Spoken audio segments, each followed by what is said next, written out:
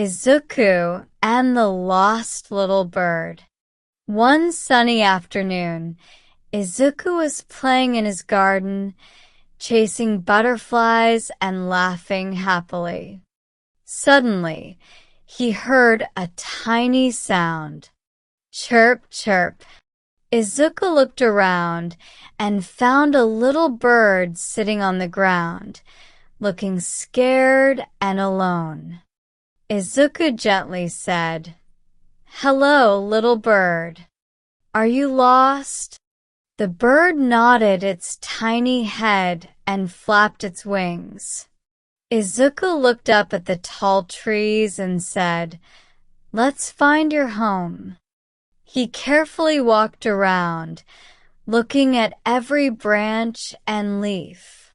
Finally, he spotted a nest high in a mango tree. Izuku carefully placed the little bird safely inside. Just then, the mother bird flew in and sang a happy song. The little bird chirped with joy, and Izuku smiled brightly. Izuku said, "When we help others find their way, we become heroes too." From that day on, Ezuku was known as the friend of all little creatures.